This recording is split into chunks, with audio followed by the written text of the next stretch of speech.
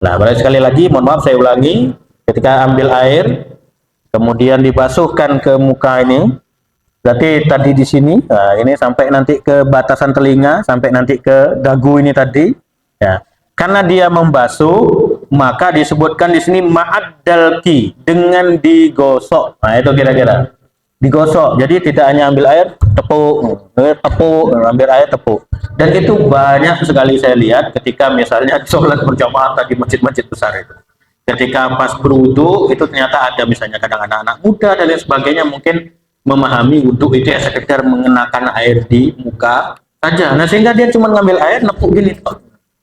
Itu kadang nggak sampai semuanya kena, cuman ditepuk saja ke mukanya. Di sini bukan ditepuk, tetapi dicuci, dibasuh. Makanya tadi disunahkan, dianjurkan dalki bersamaan dengan digosok-gosok gitu, gosok.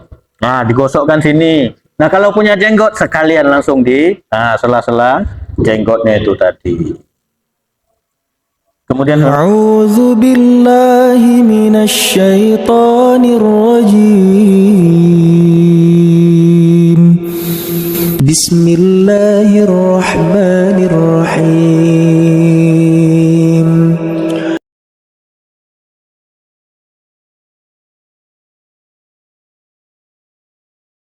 Assalamualaikum warahmatullahi wabarakatuh. Bismillahirrahmanirrahim. Alhamdulillahirabbil alamin wa bihi nasta'inu ala umuri dunya waddin. Asyhadu an la ilaha illallah wahdahu la syarikalah wa asyhadu anna Muhammadan abduhu wa rasuluh al-mab'uts rahmatan lil alamin. Allahumma shalli wa sallim wa barik ala nabiyyina Muhammadin wa ala alihi wa ashabihi wa man da'a bi da'watihi wa tamassaka bi sunnatihi wa man tabi'ahu bi ihsanin ila yaumiddin, amma ba'd. Yang terhormat dan yang kami muliakan para orang tua kami, para guru kami, para ustadz ustazah, para imam, Bapak Ibu, hadirin hadirat, para jemaah, adik-adik semuanya yang mudah-mudahan kita semua senantiasa dalam ridho dan rahmat Allah Subhanahu wa taala. Alhamdulillah kita bersyukur dengan segenap kesyukuran pada maghrib hari ini menjelang isya nanti kita masih Allah pertemukan dalam kajian tentang tarjih atau ketarjihan yang kita awali dengan kajian himpunan putusan tarjih dari buku ataupun jilid yang pertamanya nanti sampai yang ketiga kalau sekarang, secara mungkin perlahan-lahan sesuai dengan kemampuan kita. Mudah-mudahan segala ikhtiar kita, usaha kita untuk memakmurkan majelis-majelis ilmu ini itu mempermudah langkah kita untuk menuju surganya Allah Subhanahu wa taala. Salam dan salam semoga senantiasa terlimpahkan buat Rasulullah Muhammad sallallahu alaihi wasallam, buat para keluarga, para sahabat dan orang-orang yang mentaati ajaran yang beliau bawa hingga akhir zaman kelak. Bapak Ibu, para hadirin hadirat, adik-adik semuanya yang kami muliakan. Sebelumnya kita sudah sampai bagian akhir tentang bab iman itu, kita insya Allah sudah menyelesaikan itu. Yang terakhir itu iman kepada qada dan qadar itu ya. Insya Allah sudah. Nah, sekarang ini kita masuk ke bagian yang berikutnya tentang kitabut thaharah. Jadi pembahasan mengenai thaharah. Nah, ingin saya sampaikan terlebih dahulu di awal sekali bahwa ini bagian penting dari agama. Tapi nanti dalam teknisnya itu akan ada banyak perbedaan pendapat. Sekedar mengingatkan di awal-awal sekali mungkin kita ketika pembahasan tentang bagaimana wawasan ataupun prinsip yang dipegang oleh tarjih, diantaranya adalah toleransi terhadap perbedaan dan juga terbuka menerima saran, masukan dan lain sebagainya, dan juga tidak ada dalam rangka untuk mendiskriminasikan orang lain atau mengadakan perlawanan itu tidak. Jadi intinya sepanjang yang dipahami oleh tarjih, inilah yang dipilih oleh tarjih Muhammadiyah. Adapun yang lain yang berbeda sesuai dengan pahamnya masing-masing, itu silakan sesuai dengan pahamnya masing-masing. Tetapi kita sebagai warga Muhammadiyah dengan semua levelnya saya kira itu yang memegang apa yang sudah ditentukan oleh tarjih. Yang berbeda-berbeda itu kita legowo saja untuk menerima perbedaan, karena memang ini wilayah-wilayah yang tidak bisa dihindari dari perbedaan yang ada. Yang kedua, ini kita membahas, kalau dibahas tentang kitab Thaharah ini, ini nanti biasanya dimulai dengan wudhu, dimulai dengan wudhu. Ini saya bacakan mukaddimahnya dulu. Karena kajian kita adalah kajian tarjih, kajian kitabnya, maka mohon izin saya membacakan informasi ataupun kitabnya ini. Mukaddimah, pembukaan atau pendahuluan. Bismillahirrahmanirrahim. Nah, ternyata di sini dibuka dengan kutipan ayat terlebih dahulu.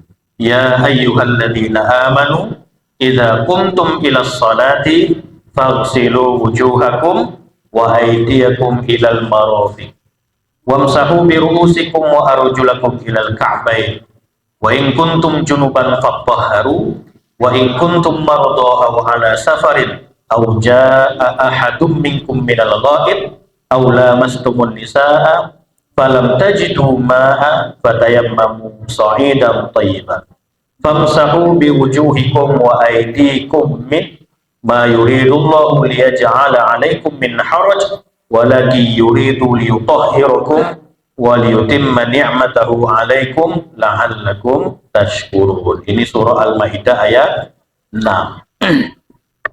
Saya bacakan dulu artinya. Hai orang-orang yang beriman, apabila kamu hendak mengerjakan sholat, basuhlah. Ini pilihan katanya ada perbedaan. Ada fagsilu, ada wamsahu. Nanti ada perbedaan antara fagsilu dan wamsahu. Kalau fagsilu itu basuh, cuci. Berarti cucilah mukamu, tanganmu sampai ke siku. Wamsahu bi ru'usikum. Nah, ini sudah menggunakan kata wamsahu. Wamsahu itu bukan mencuci, tapi mengusap. Usaplah kepalamu, nah kemudian balik lagi, cucilah kakimu hingga kedua mata kaki. Jika dalam keadaan junub, maka bersuci atau mandilah. Jadi cara bersuci dengan mandi.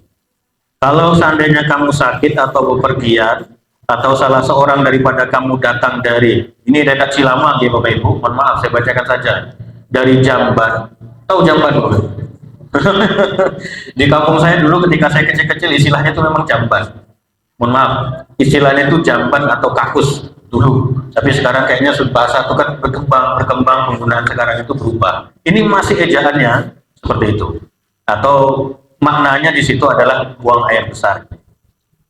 Atau kamu sentuh wanita dalam makna, mohon maaf, berhubungan badan, berhubungan intim, ini antara suami istri, dan tidak kamu dapati air, maka bertayamumlah kamu dengan debu yang bersih, yakni usaplah mukamu dan tanganmu dengan debu itu.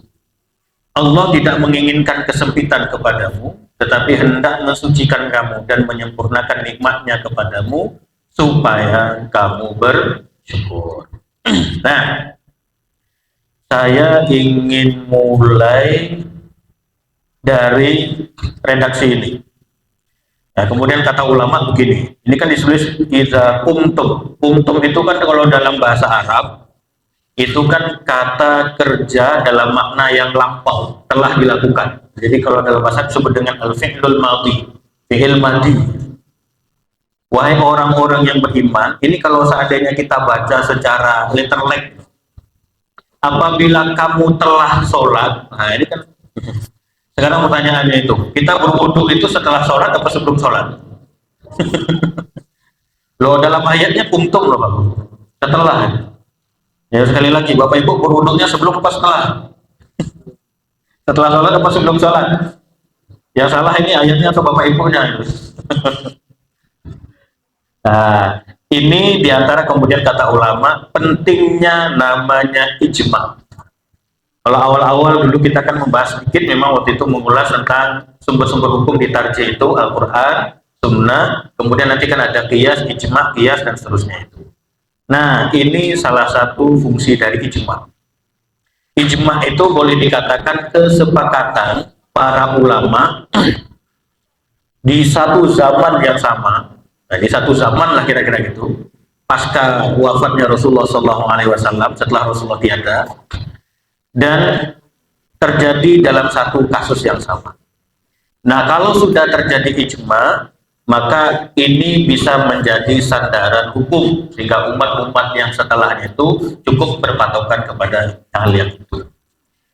Ketika kita melihat hal-hal yang sudah ada baik pada zaman sahabat ataupun mungkin zaman setelahnya itu ketika Rasulullah tiada, boleh dikatakan tidak ada satupun para ulama pada masa itu menyatakan bahwasanya berwudu itu setelah sholat, tidak ada. Padahal ayatnya begini. Berarti dari pemahaman yang sudah kita dapatkan itu, para ulama-ulama terdahulu sedemikian rupa, mereka sudah mengkaji dalil-dalil sedemikian rupa, praktek dari Nabi juga dikaji dan macam-macam, sehingga menyepakati wudhu itu memang sebelum sholat, sebagai syarat sah sholat itu sendiri. Maka ini tolong tidak diperdebatkan lagi, karena sempat ada yang mungkin ini loh. Mungkin tidak di sini karena sudah insya Allah sudah tidak yang begitu. Tapi ada kadang-kadang di tempat-tempat tertentu, kebetulan kami mengalami hal itu kaitannya dengan ayat ini. Kan itu tidak kuntum pak. Jadi kuntum itu setelah sholat.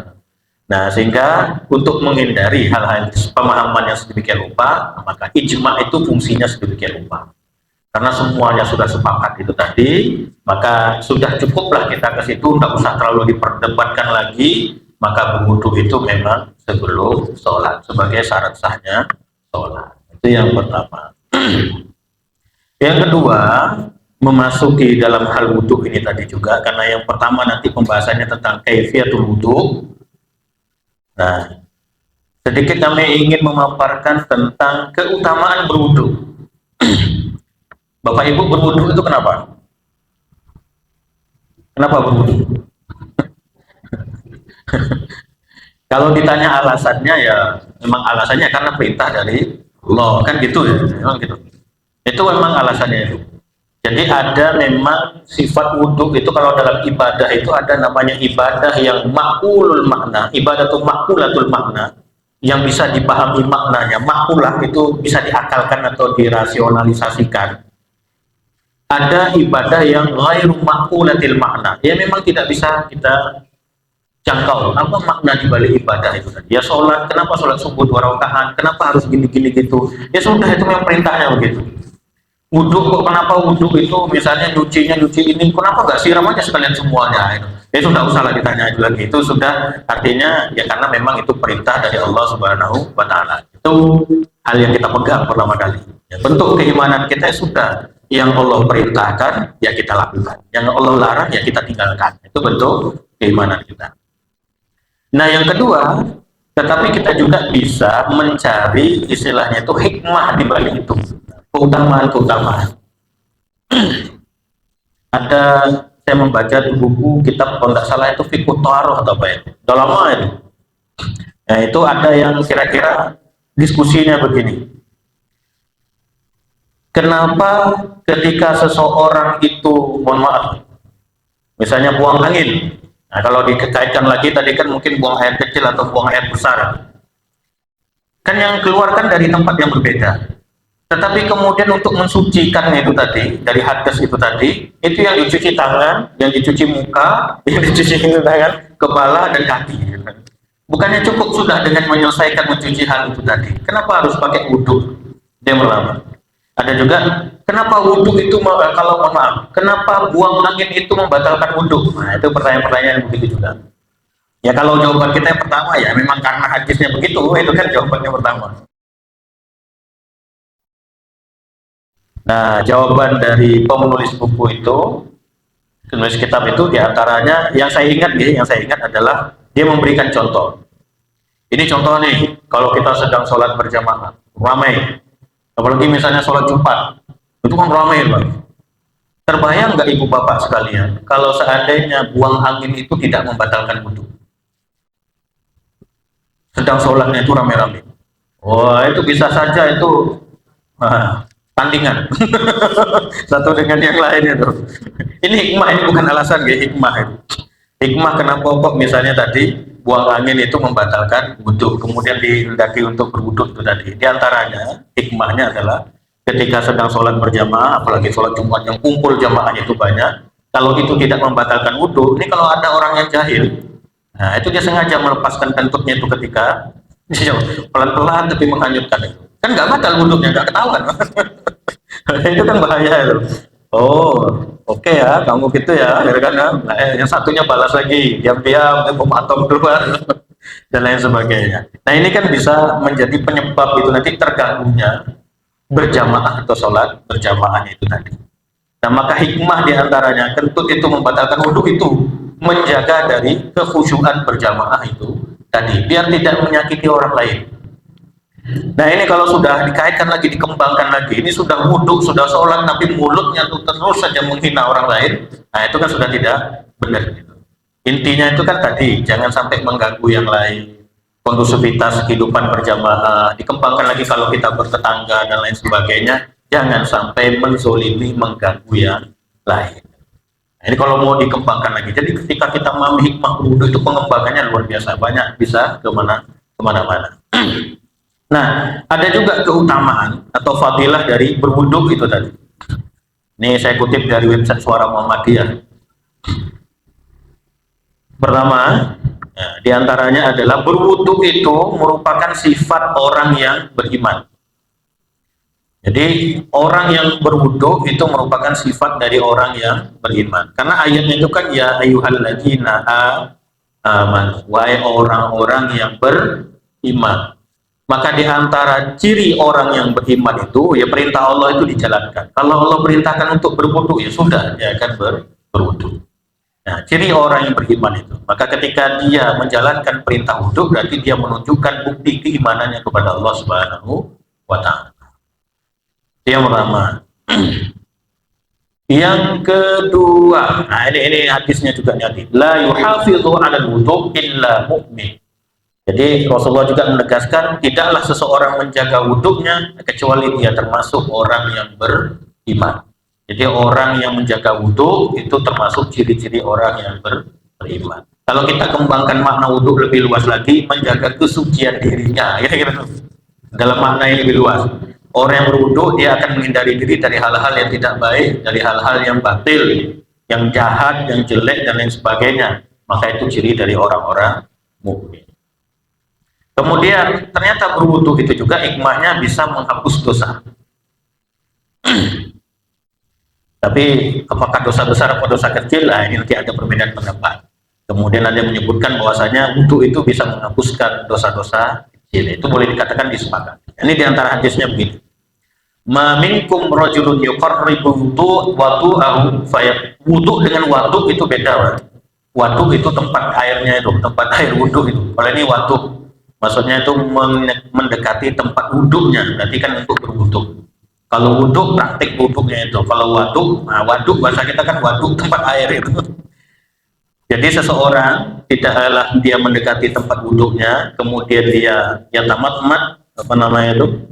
berkumur-kumur, beristinsyak, kemudian dia stansir mengeluarkan air dari hidungnya itu, illa kharrat khataya wajhihi wa fihi wa khayashimihi thumma idza wasala, dan seterusnya ini. Jadi ketika dia berwudu itu tadi, maka dosa-dosa dari tangannya, kira-kira begitu sederhana, dari mukanya atau dari anggota-anggota wudunya itu tadi itu berguguran. Sampai boleh katakan tetesan air yang terakhir. Nah, kira-kira loh. Tetesan air yang terakhir ini panjang, mungkin saya ringkasnya kira-kira begitu.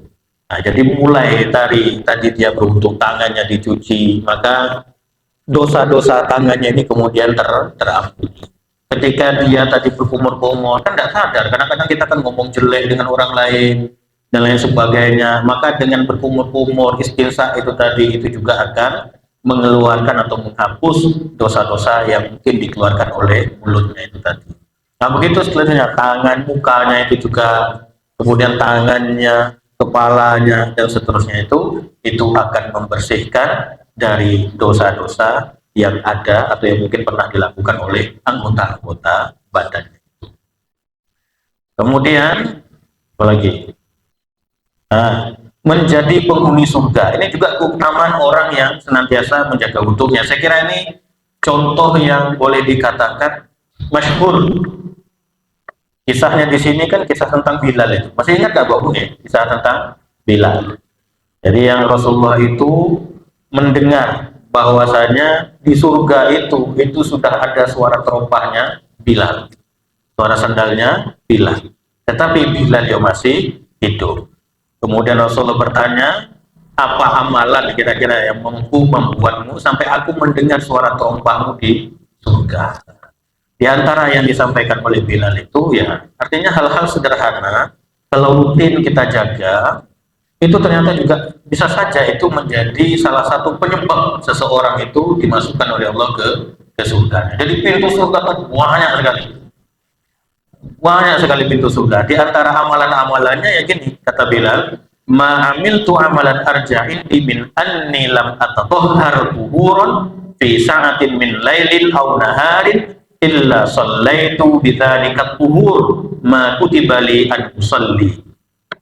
Kemudian apa artinya? Ya kira-kira maknanya beginilah. Wahai Rasulullah, saya tidak melakukan sesuatu amalan yang lebih saya harapkan di sisiku kecuali kalau saya habis wudhu, entah itu siang, entah itu malam, kemudian saya sholat dengan wudhuku itu sebagaimana yang telah ditentukan untukku. Nah, itu berarti yang kemudian kita kenal istilah dengan sholat sunnah, wudhu itu tadi kan setelah wudhu. Nah, ternyata orang yang menjaga wudhu kemudian juga melakukan sholat sunnah pada wudhunya itu setelah berwudhu, itu juga bisa menjadi penyebab seseorang itu dimasukkan oleh Allah ke surganya. Sederhana, tetapi insya Allah ini silakan. Sunnah-sunnah itu kan banyak. Kira-kira kita mampu yang mana? Mungkin Bilal dia mengamalkan yang ini, mungkin dia tidak mampu memberikan harta yang berlimpah banyak dan lain sebagainya. Tapi itu bukan berarti dia tidak bisa mendapatkan hak untuk masuk surga. Ternyata pintu surga itu banyak, silakan dilakukan sesuai dengan kemampuan. Ada orang yang tidak bisa puasa Senin Kemis, entah karena faktor tertentu dan lain sebagainya. Ya jangan dihinakan loh, jangan dicaci. Makan Senin, makan loh. Nah, bahaya nanti kalau sunnah sudah jadi wajib.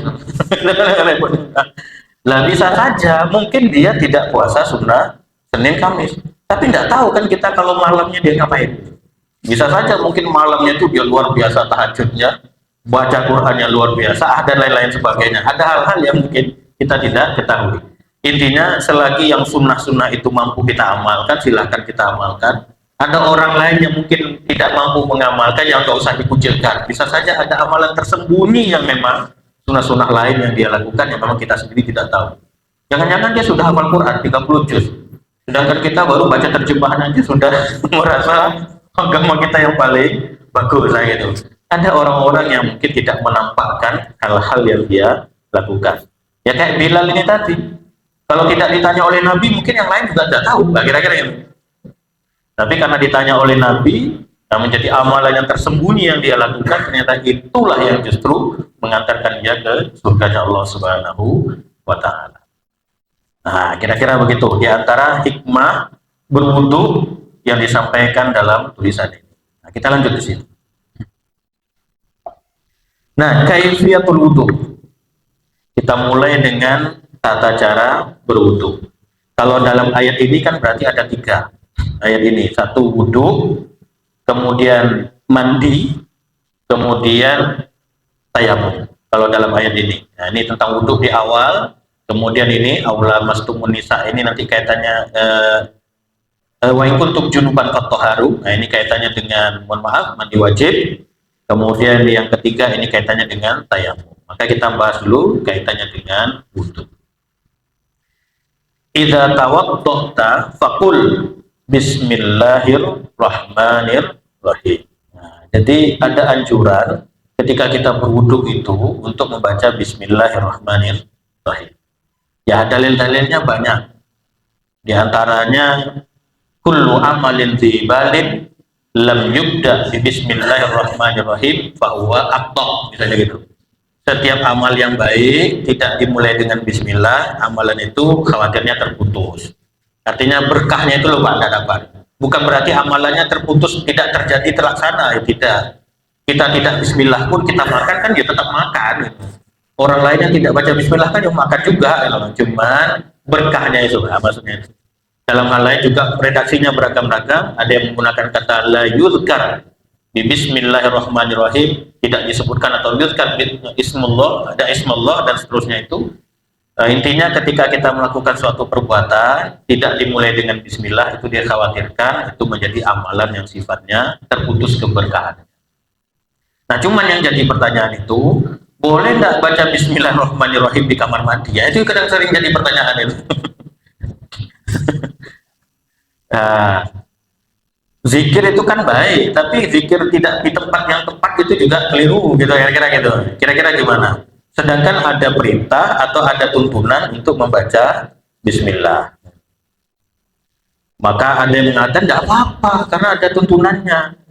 Kan bukan pada wudhunya ketika kita berwudhu, bukan seterusnya kita ketika buang air subhanallah, subhanallah. Bukan itu maksudnya. Tapi memang ketika wudhu kita baca bismillah, kan memang ada tuntunan. Nah, kira-kira itu satu.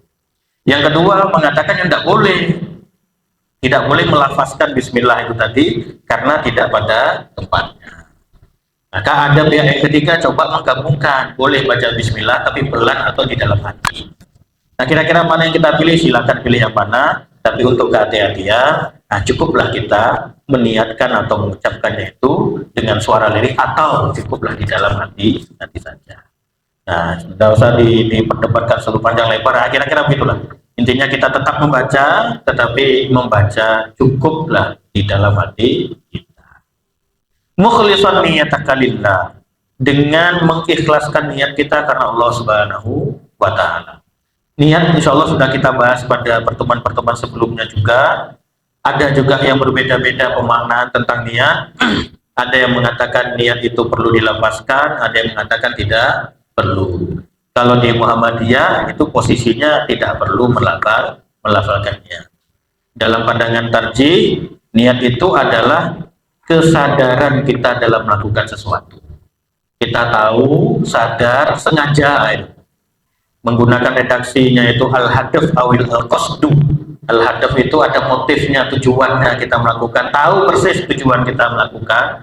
Kemudian al-qasdu itu kesengajaan dalam melakukan. Nah, artinya kita sengaja, ya sadar berarti, ya sudah, berarti kita sudah punya niat untuk melakukan itu.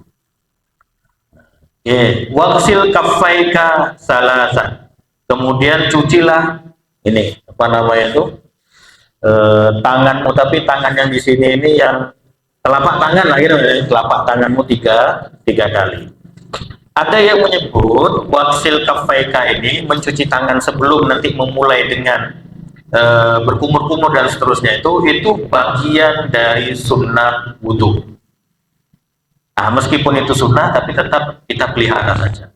Wudhunya itu ya eman kan, kalau kita cuma ambil yang wajib toh, jadi yang sunnah-sunnahnya pun ya kita bawa-bawa sekalian. Cuci tanganmu 3 kali.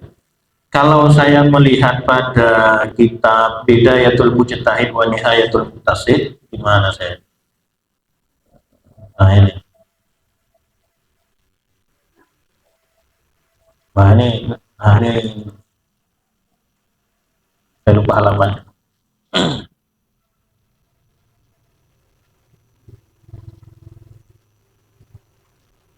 Nah, kira-kira begini di sinilah ya, tentang bab tentang berwudu di sini.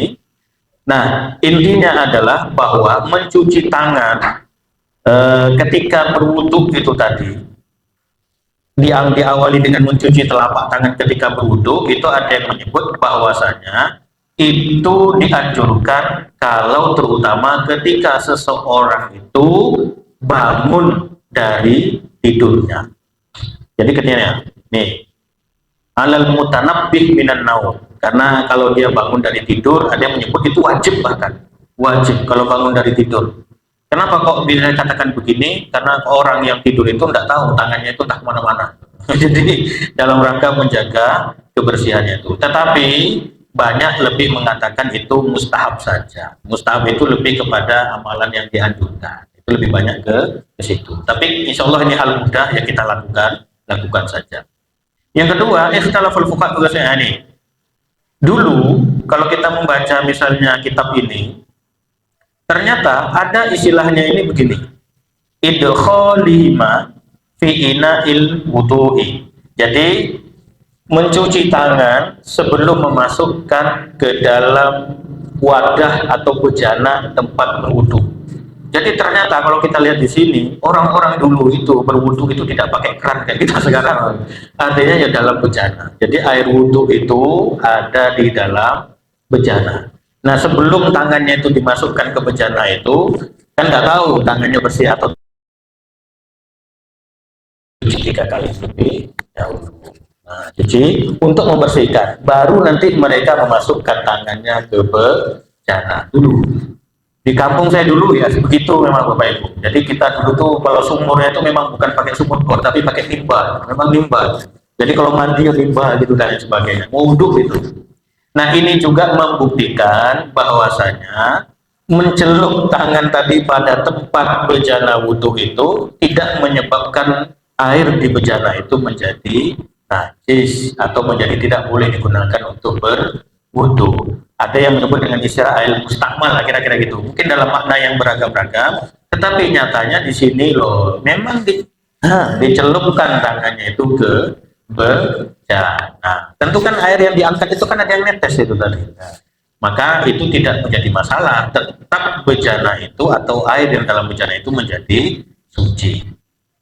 Nah, kira-kira pada masa itu ada yang memaknai di antara hikmahnya kenapa kok sebelum ke hal-hal yang lain itu tangan itu dicuci terlebih dahulu supaya tadi terbebas dari yang namanya kotoran mungkin yang ada di tangan sebelum mencelupkan ke bejana.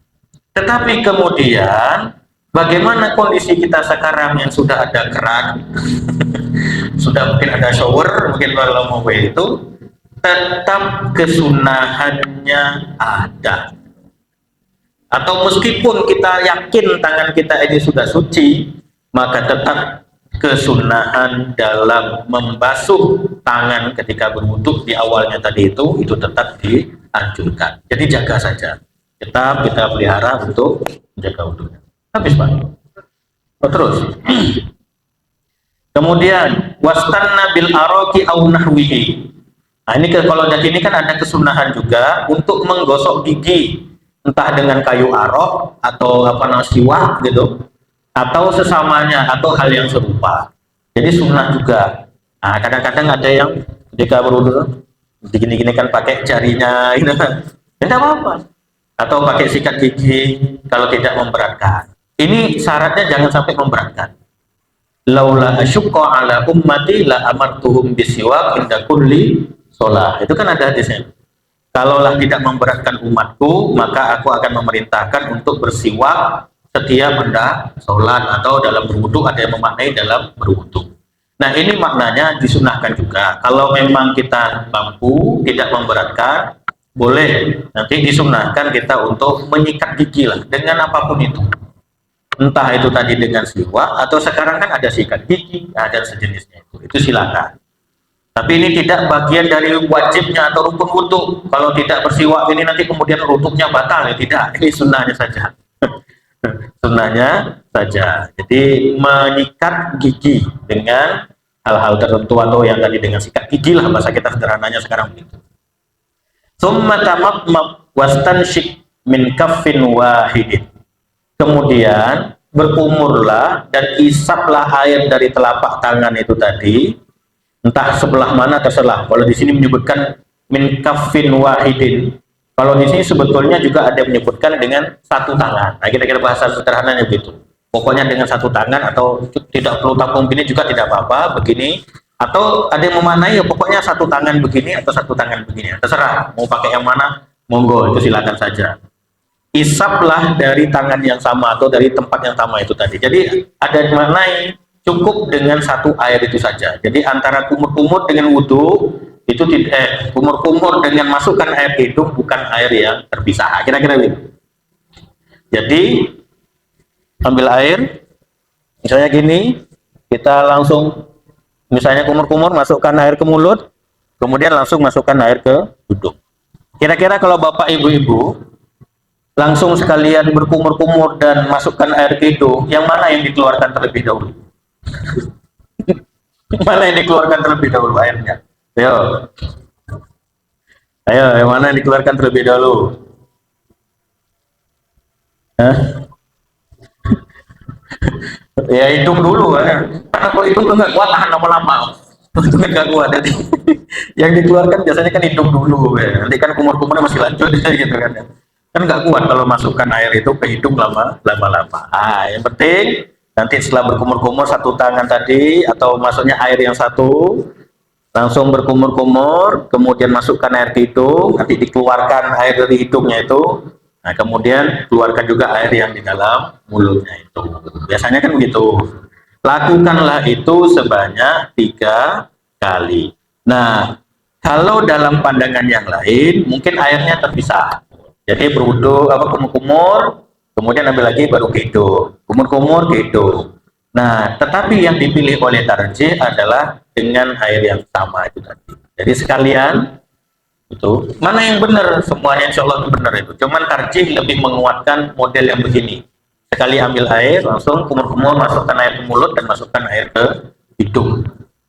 Nah, kalau seandainya sedang tidak berpuasa, wabalik fihima malam takun so'iman. Bersungguh-sungguhlah dalam memasukkan air ke mulut dan ke hidung itu, betul-betul sungguh-sungguh kira-kira malam takun so'iman, kecuali kalau sedang dalam keadaan berpuasa. Jadi berpuasa itu boleh enggak kita masukkan air ke mulut dan ke hidung? Boleh enggak? Atau sebaiknya tidak ketika berpuasa maksudnya? Boleh. Kalau kita membaca redaksi yang begini, berarti di dalam berpuasa sekalipun tetap dianjurkan untuk berkumur-kumur dan bermasukkan air ke hidung, tapi nggak boleh berlebihan. Nanti pura-pura lupa gitu, pura-pura kelewat gitu, dan lain sebagainya. Intinya tetap saja, tetapi jangan berlebih-lebihan. Nah, kira-kira gitu, sekedarnya aja. Nah, gitu. Tapi kalau sedang tidak berpuasa dianjurkan untuk bersungguh-sungguh lebih dan seterusnya itu. Oke. Jadi dari sini kita pahami tetap ada anjuran untuk berkumur-kumur dan masukkan air hidung meskipun dalam keadaan berpuasa, tapi jangan berlebihan. Summalsil wajhaka salatan. Insyaallah ini apa? Mengusap mohon maaf, bukan mengusap tapi mencuci atau membasuh muka 3 kali. Yang jadi perbedaan itu batasan muka. Itu udah ternyata begitu. Batasan muka itu mana? Ini banyak sekali kalau kita baca dalam kitab-kitabnya itu beda-beda pendapat para ulama tentang batasan muka. Tetapi kalau di tarjih itu menganggap diantaranya muka itu ya mulai dari batas awal tubuh, kalau di kening tubuhnya rambut itu kira-kira jidat ini. Terus gimana Pak kalau rambutnya sudah sampai ke sini? Apakah dari sini mukanya itu? Nah, itu kan sudah. Pokoknya kira-kira sajalah. Kira-kira kan jidat kita ini loh. Nah, jidat kita ini kan batas awal tumbuhnya rambut. Nah, itu kan nanti ingat batas awal tumbuhnya rambut, bukan batas rambutnya itu. Batas awal tumbuhnya rambut. Ya kira-kira perkiraan di sini. Nah, ya, anggaplah begini ya. Kemudian di tarjih juga itu dianjurkan juga untuk mengusap sudut-sudut mata ini. Ya, karena ada perbedaan, ada yang menyebutkan sudut mata ini bukan bagian dari wajah yang dimaksud. Jadi bagian-bagian tampak begini. Sudut-sudut ini tidak bagiannya itu. Tapi ternyata di tarjih tetap mengarahkan untuk mencuci ya ataupun menyela-nyela di mengusap, mohon maaf ya, mengusap 2 sudut mata ini tadi. Ya bagian sini ya bagian sini. Nah, berarti sudah ketemu satu begini. Ada yang mengatakan batasan muka itu, mohon maaf, itu batasnya sini. Kalau bagi laki-laki itu kan mungkin kalau saya ini ada ini Pak, kayak Pak Usama itu, tapi kan udah dicukur Pak Usama, aksesoris. Apa ini Pak namanya? Jambang, mohon maaf, jambang atau brewok mungkin bahasanya. Nah, ada yang menyebutkan ya sampai batas ini. Berarti yang dari brewok ke telinga ini gimana? Ya itu bukan muka. Nah, ada yang menyebut gitu. Nah, perempuan tolong dipaksakan tumbuh brewoknya. Nah, ini kan tidak. Artinya kira-kira ada batas segini lagi, sekuku lah gitu, nggih. Dari antara telinga dan pinggirnya nih. Berarti yang pinggir itu batasannya dia menyebut itu tadi. Kira-kira sekuku antara telinga sampai ke mukanya ini. Nah, berarti batasannya sini. Kalau yang bawah yang mana? Beda lagi. Ini ulama memang banyak beda pendapat. Yang bawah itu sampai mana? Ada yang mengatakan ya cukup sampai di mana ujung dagu sini. Jadi nggak sampai ke bawah dagu. Ada yang mengatakan sampai ke bawah dagu. Nah, sudah. Tapi kalau kita melihat di sini, tampaknya ini cukup sampai ke dagu. Karena kenapa? Nanti ada kaitannya tersendiri. Wa takhallal lihyatak. Nanti ada anjuran juga untuk menyela-nyela apa namanya itu? Jenggot. Kasihan ibu-ibu. Nggak ada jenggotnya. Nah, ini khusus bagi yang punya jenggot. Kalau ibu-ibu ada jenggot, tidak apa-apa, nanti sekalian di sela-sela. Berarti itu kan tersendiri, lihya atau jenggot tersendiri. Nah, kalau kita pahami di sini, berarti batasan muka itu ya kira-kira dari batas tumbuh rambut ini. Nah, kita ambil karena di sini ada itolatil waslihi, kemudian memanjangkan cuciannya itu dalam makna apa nama ini? Berarti tidak hanya sebatas sebelum telinga ini, tapi ya sampaikan saja lah kira-kira dengan batasan telinga ini. Nah, ginilah kira. Nah, berarti sinilah kira-kira batasannya. Di sini, ke sini, pas telinga sini, nah, sampai nanti ke bawah dagu. Nah, kalau bawah jenggotnya ini nanti di sela-sela nanti kalau punya jenggot. Bagi yang punya. Bagi yang tidak punya ya jangan dipaksakan. Nah, itu kira-kira batasan dari mencuci muka. Karena memang perbedaan pendapat para ulama tentang batasan muka. Nah, berarti sekali lagi, mohon maaf saya ulangi, ketika ambil air, kemudian dibasuhkan ke muka ini, berarti tadi di sini, nah ini sampai nanti ke batasan telinga, sampai nanti ke dagu ini tadi, ya. Karena dia membasuh, maka disebutkan di sini ma'addalki, dengan digosok. Nah, itu kira-kira. Digosok. Jadi tidak hanya ambil air, tepuk, ambil air, tepuk. Dan itu banyak sekali saya lihat ketika misalnya sholat berjamaah di masjid-masjid besar itu. Ketika pas berwudu itu ternyata ada misalnya kadang anak-anak muda dan lain sebagainya mungkin memahami wudu itu ya sekedar mengenakan air di muka saja. Nah, sehingga dia cuma ngambil air nepuk gini. Itu kadang nggak sampai semuanya kena, cuman ditepuk saja ke mukanya. Di sini bukan ditepuk tetapi dicuci, dibasuh. Makanya tadi disunahkan, dianjurkan dalki bersamaan dengan digosok-gosok gitu. Gosok. Nah, digosokkan sini. Nah, kalau punya jenggot sekalian langsung di sela-sela jenggotnya itu tadi. Kemudian bagaimana? Nah, tsumma ghsil yadaika ma'al mirfaqaini bidalki salasan. Sama. Kemudian cucilah tanganmu, kedua tanganmu. Di sini menggunakan kata ma'a. Ma'a itu bersama. Berarti sekalian dengan siku-sikunya di situ. Sampai sini aja dulu, berarti kan? Lanjut dulu. Padahal sudah mau habis nafas. Cucilah kedua tanganmu bersamaan dengan siku. Berarti bersamaan. Sikunya kena. Itu yang dipilih oleh Muhammadiyah. Karena memang hadisnya, mohon maaf, bukan hadis ya, tapi ayatnya itu ila. Jadi ternyata penggunaan redaksi kata itu juga menyebabkan perbedaan pendapat para ulama. Di sini, wa aidiakum ila. Kata ila di sini punya maknanya beragam. Paling tidak dua hal. Ila itu bisa bermakna mendekati sikunya itu. Ila itu juga bermakna maaf. Memang sekalian dengan sikunya. Pak, tolong antarkan saya ke UMM. Misalnya gitu. Kemudian diantarkan sampai ke gerbang yang ada tulisannya UMM. Itu sudah sampai UMM atau belum, Pak? Belum sampai. Sudah, secara logikanya kan sudah itu. Kan sudah, meskipun belum sampai diantar ke masuk gerbangnya itu, pas di depan gerbangnya sini, tapi kita di sininya itu kan sudah dianggap masuk ke UMM atau sudah sampai di UMM. Tolong antarkan aku ke rumahku ya, pakai Gojek kayak gitu. Sampai diantarkan ke rumahnya. Gojeknya masuk ngantar sampai ke dalam rumah, atau di luar rumah, atau mungkin di pinggir jalan itu tadi. Nah, itu kan sudah dianggap sampai ke rumah juga itu. Tapi ada yang memaknai ilah ini ya pokoknya pas awal sampai ke situ itu pokoknya pas gitu loh. Pokoknya ada tulisannya itu ya sudah sampai ke situ. Kira-kira itu. Ada perbedaan pendapat para ulama ya dekat-dekatnya atau memang sekalian dengan itunya sekali. Kira-kira gitu. Kalau di sini wa aidiakum ilal marafiq, maka tadi ya tidak sampai ke sikunya betul juga tidak apa-apa. Yang penting dekat gitu. Kalau di sini juga punya makna enggak sekalian dengan sikunya. Ternyata Muhammadiyah memilih maaf kalau di sini. Jadi lebih memahami bahwasanya ini tadi mana tadi? Ini Yadaika ini lebih digunakan kata ma'a. Berarti ya sekalian sikunya itu juga dibasuh. Berarti kalau membasuhnya tidak sampai di siku dalam paham Muhammadiyah itu ya wudhunya kurang pas, itu tidak pas. Nah sehingga sekalian dengan sikunya yang dibasuh.